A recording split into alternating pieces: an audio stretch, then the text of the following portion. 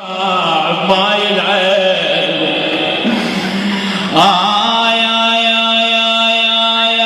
يا أما أمه رملة تقل نايم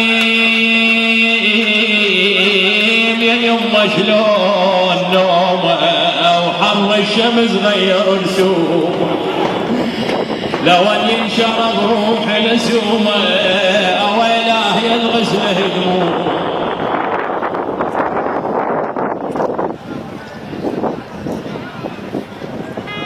وبعده برز رجالات البيت العلوي أولاد السيدة زينب وهم أولاد عبد الله بن جعفر الطيار فقاتلوا قتالا شديدا وأخذت الرؤوس تتطاير أمامهم فأنشد عون إن تنكروني فأنا ابن جعفر شهيد صدق في الجنان أزهر.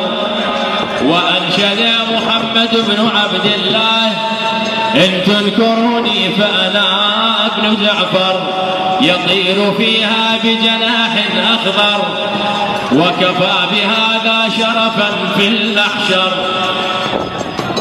وبعد ذلك تجمع القوم عليهم من كل حدب وصوب واستشهدوا جميعا رضوان الله تعالى عليهم.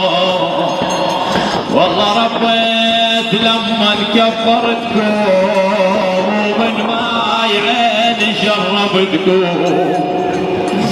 ومن ماي عين شربتكم لو بيدي يا يمه تبعتكم. ولما لم يبق مع الحسين من أهل بيته وأصحابه إلا أبو الفضل العباس